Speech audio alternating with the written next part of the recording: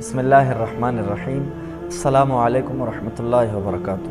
محترم سامعین، آج ہم اس نشست میں قرآن مجید کے ایک آیات کی تشریح بیان کریں گے۔ اللہ تعالیٰ سے دعا ہے اللہ تعالیٰ ہمیں اس پر عمل کرنے کی توفیق عطا فرمائے۔ خلاصہ یہ ہے کہ اگر کسی نے نکاح کر دی، نکاح کے ذریعے وہ اپنی خواہش کو پوری کر رہا ہے، لیکن لفظ نکاح کے ساتھ جائز طریقے کے ساتھ، تو نکاح کرنے کے بعد اس کو ملامت نہیں کرنا چاہیے۔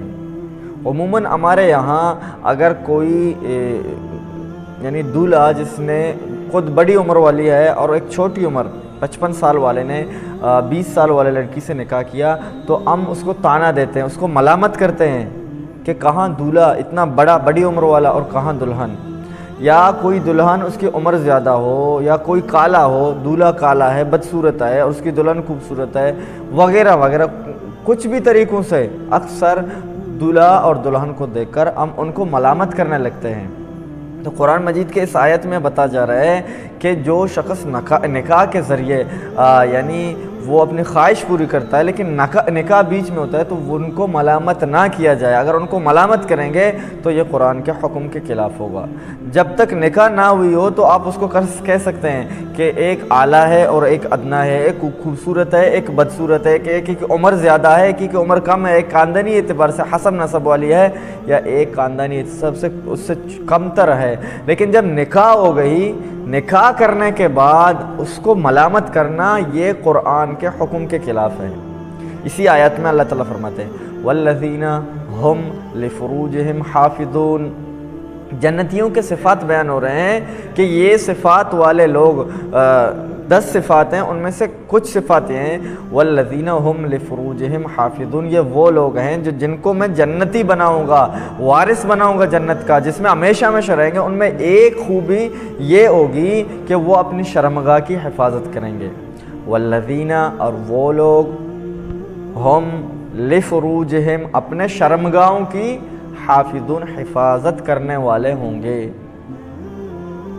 شرمگاہ کی حفاظت کرنا، اس سے کوئی عمل نہ کرنا، الا علی ازواجہم، مگر اپنے بیویوں پر، یعنی بیویوں کے علاوہ اس کو استعمال نہیں کرنا۔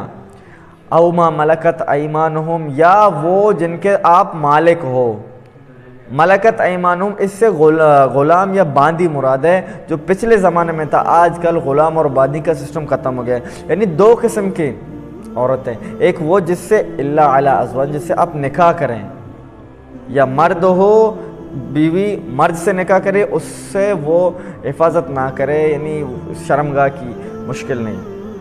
نمبر 2، او ما ملکت ایمانہم، وہ جس کے آپ مالک ہو، یعنی اگر باندی ہو یا غلام ہو۔ لیکن آج کے دور میں غلام اور باندی کا سسٹم ختم ہوا ہے، تو اس دور میں صرف اور صرف آپ نکاح کے ذریعے، اگر مرد ہو تو اپنی بیوی کے ساتھ، عورت ہو اپنے شوہر کے ساتھ ہم بستری کر سکتے ہو۔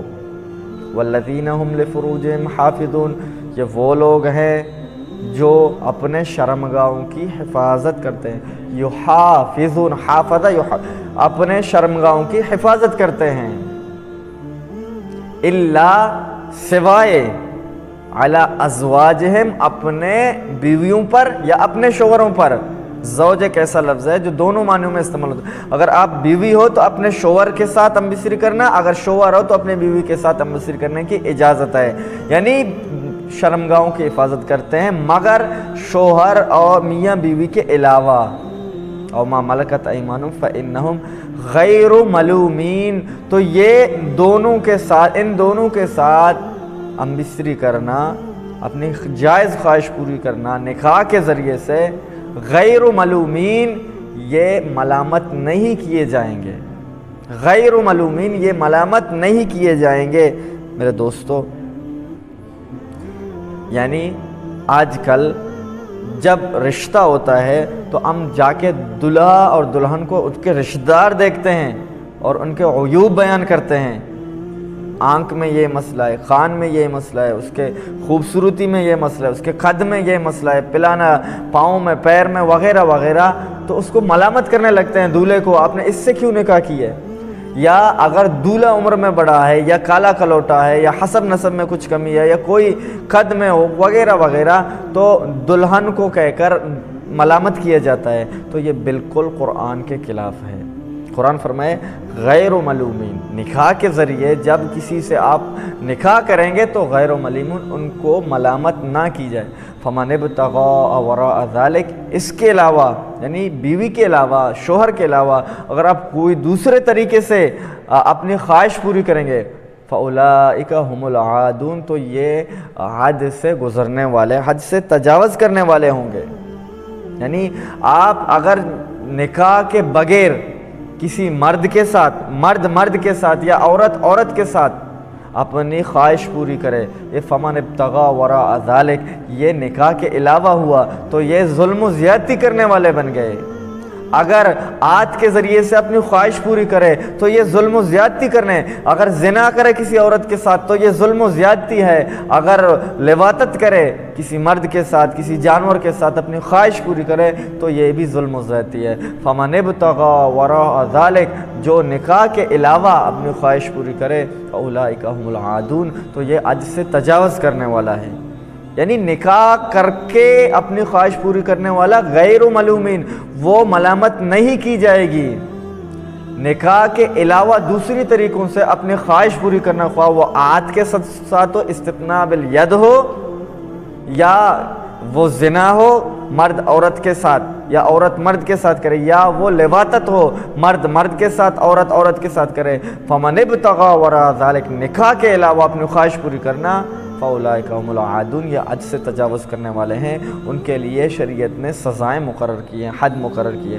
تو خلاصہ اس نشست کا یہ ہوا کہ جب تک نکاح نہیں ہوا آپ کہہ سکتے ہیں، لیکن کسی نے کسی کے ساتھ نکاح کیا، عقد نکاح کیا، تو نکاح کرنے کے بعد دلہن کو کچھ برا بلا کہنا، ملامت کرنا، اس کے عیوب بیان کرنا، یا دولہے کے بارے میں ایسے کہنا، عموماً ہمارے معاشرے میں ہوتا ہے۔ لوگ آ کر اس کو دیکھتے ہیں، اس کے رشتہ دار دیکھتے ہیں تو کہتے ہیں پھر اس کے آنکھ میں کچھ نقص ہے، اس کے کان میں کچھ نقص ہے، اس کے اونٹوں میں کچھ کمی خرابی ہے، یا اس کا رنگ کالا ہے، وہ قد میں چھوٹا ہے، وغیرہ وغیرہ، حسب نسب کی عیوب بیان کرتے ہیں۔ یا اگر شوہر اس میں کچھ عیوب ہوں تو وہ شوہر کے عیوب بیان کر کے ان کو ملامت کرتے ہیں۔